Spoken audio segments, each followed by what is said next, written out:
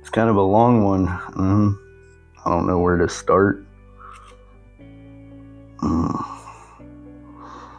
We'll just start off at the last one. Well, basically, I was working a lot of hours as an 18-wheeler mechanic, probably about 6 or 7 days a week, 18-hour days, if not more. And so I decided to use to keep up with my work. Well, doing this, I'm also drinking probably about 2 or 3 bottles of tequila a night. And I decided I was going to quit drinking. Went through that detox at work and the heat. Thought I was going to die from the hallucinations and the shakes and the chills and all that. But I kept using, and through that, I just kept going and going and going just to keep up with my work. Well, everybody has their crashing points when they're using. Woke up one day and realized something was out of place. My wife had found my stash, and she had told me a few things, relationships on the line and this and that, and I was already at the point where I was tired of using anyways. So I quit my job that I was using at, threw all my stuff away, and just dealt with it.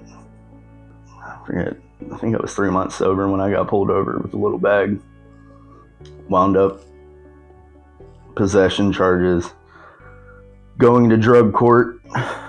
When I got to drug court, I was already 6 months sober. And that's where I met John, my peer support. And, already being 6 months sober, there wasn't a lot for them to do while I was in drug court and stuff like that. So I basically was just going through the motions. And, but John did help me out a lot with the mental aspect of things, helping me become back outside the box in the way of thinking. He understood my pathway, which is a self-managed pathway. I call it self-managed. My wife's my boss.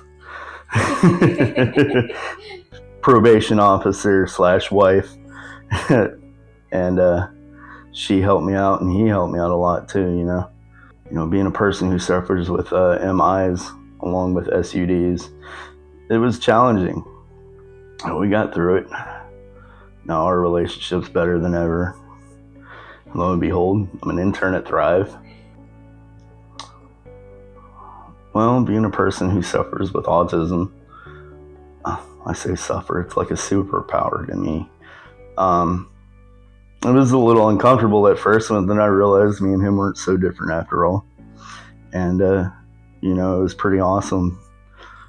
We went fishing, and then, we got to talk while we were fishing, and that helped me relax because, being from Texas, there wasn't a time of the day after school or on the weekends that I wasn't on the lake fishing or doing some kind of activity with the water.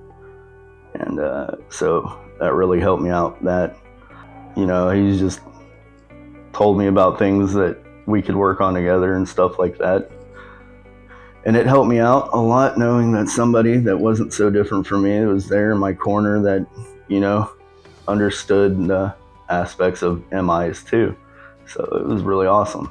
It made it a lot easier, more comforting, not comforting, more trusting, and then comfort. It just made it easier, Like, yeah, you got therapists and stuff that can tell you about your life. I don't trust therapists because most of them never actually have dealt with it themselves. So how are you going to tell me when you haven't gone through it? Oh, I know how you're feeling. I know what you're going through. No, you don't. It was nice to be able to say that to somebody. I mean, not say that to somebody and actually be able to listen to what they say and know that it's coming wholeheartedly instead of, somebody reading from a textbook. Somebody's reading from a lived experience. Like, hey, I can relate. I don't know exactly what you're going through, but I can relate. on another level with you because it's similar. Nothing new really. It's just nice to know that there are people like me that have used that go the little, I mean, and it might not be like an extra mile, it could be a quarter of a mile, but the fact that they're willing to go that distance with you and they've been through it, it was pretty nice. Really calming, really didn't stress about much, especially knowing that he had my back and that he was somebody that was in my corner with me.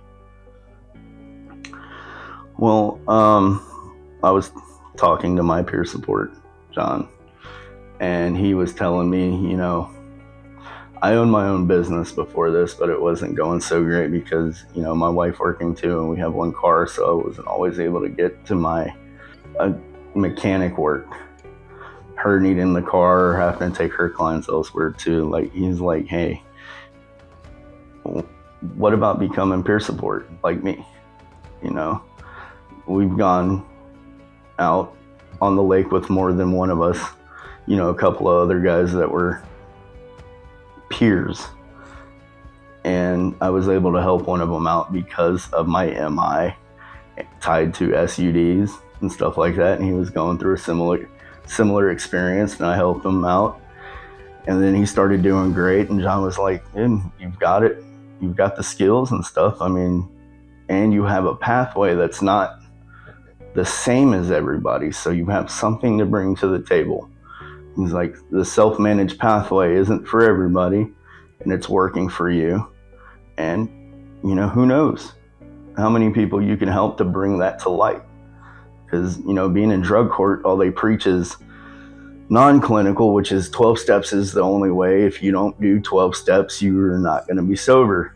I'm like, well, that's a lie, because here I am 2.5 years later, sober.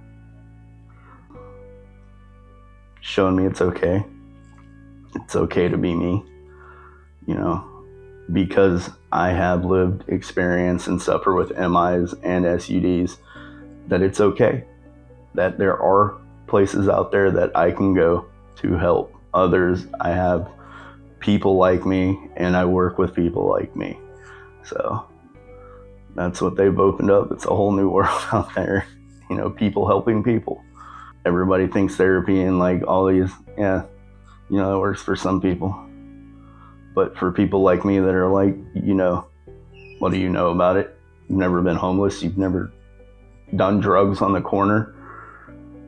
And you're going to sit here and tell me how to live my life, but can't say that here, because the next guy next to me might have gone through the exact same thing I've gone through, And then also the community. That's a big thing, especially being what I am, social anxiety, but being around others that, are in the community like this, helping others or helping one another, self-care, because that's a thing. Not a lot of companies work around, and, if I knew about self-care with my last job, I might not have been in that position. Yeah. So. Honestly, if I would have had peer support a long time ago, I might have gotten it the first time around. There's people out there that try and they want it, they just don't know how to get it. And I was one of those people. I could get 2 years clean, I could get a year clean, but eventually I'm gonna go back because I don't know what I'm doing. And to have the knowledge to be able to help somebody to keep from going through that, or helping them find a more self-empowered, reliable way of doing something, because it's not just, hey, I'm here to teach you, it's I'm here to help you help yourself. And if I would have had that knowledge in the beginning of when I first started using, I might not have gone through everything I went through. Who knows, maybe I can stop it in the first act and help with that, or maybe I can be there to stop it from keep going. So, and that's what I look forward to. It means the world. Because, everybody has done a job where, hey, I'm a mechanic, or hey, I'm an electrician, and hey, I'm peer support. I've been there, I've done that. It's a different skill set, yeah, It might not be the best skill set in the world to have to gone through those things, but I've done it. It happened. So now I have that knowledge. I have those skills to relate to others, to build rapport with others, to understand what they're going through in a time of crisis. Because as an addict, we've all been there, or if it's a mental illness, I have a few of them. I'm here to help you help yourself, and it's awesome. Meeting Randy for the first time, actually. And it wasn't just meeting Randy, it was being able to, the shadowing. Okay, the shadowing is one thing that I want to touch base on. And that was when I really knew I had a knack for it, not just, being able to learn the stuff in the textbooks, but on the shadowing, I was able to put my lived experience into play and help a peer. I mean, I know he's not my peer, but I was able to give some advice, and play a role. And I was like, wow, it's a different feeling when you can connect on that level, and then, but at the same time, the first time I heard Randy speaking how happy and like positive he was about life, I was like, man, this guy's awesome. Where do I see myself going from here?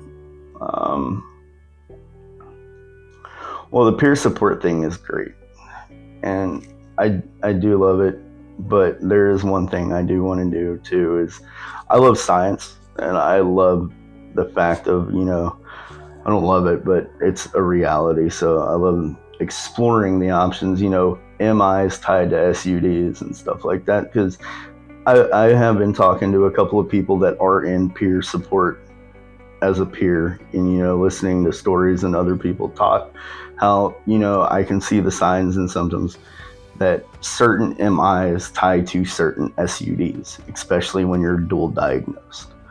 And it's fascinating. It sucks, but it's a reality we live in, so that's something I want to explore too as a peer support, maybe expanding my knowledge so I can help others better. Yeah, I have a couple of MIs. I have SUDs.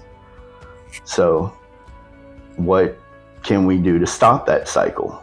Why does it that, some people with ADHD are tied to certain drugs they use? Why is it that depression is tied to this drug aspect of life? Maybe we can cut ties there. To reach out. There are people out there like you that know what you've been going through, what it's like. Reach out before it's too late. That's one thing I've noticed about being a peer and then being in the internship, is most people reach out too late after the fact that they've used and slipped up, or, done something that they can't undo. Do it before it gets to that point, and we can help. Do it if you have the lived experience and the knowledge, and it's not just the want to help or the self-gratification. Do it because you want to help others like you. Go ahead, do it. It's been an awesome experience.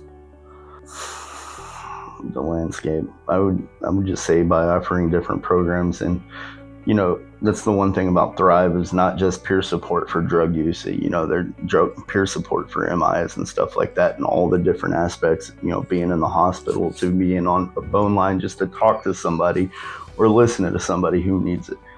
It's groundbreaking work. It's not just being in the peer's face. It's, hey, we've also got telephone lines you can call when you're going through it and just need a ramble or rant, and if you sit there and listen, sometimes they talk themselves into the solution, and that's awesome, because sometimes they just need that ear, or, sometimes they need a good direction of where to go for some counseling, or, maybe they're in the beginning stage and they need detox. Hey, we're here to help get you there. Let's take this first step together. There's somebody there to take that step with you. And it's amazing. Like I said, I wish when I first started this was a thing, because, there were rehabs in AA when I first started using. So that was it.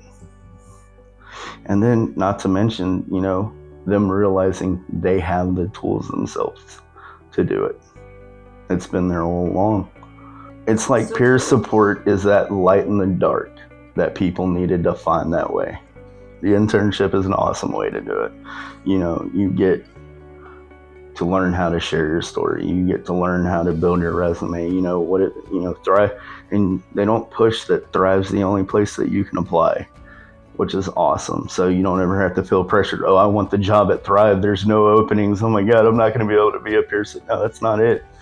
You can go anywhere you want. You can do whatever you want.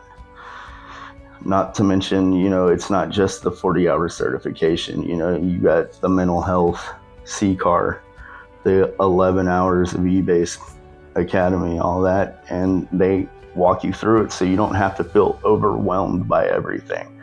If you could go do it on your own, but like, oh my God, you don't know where to start. You don't know what to do. You don't know where to go. Well, come take Thrive's hand. They'll show you how to do it.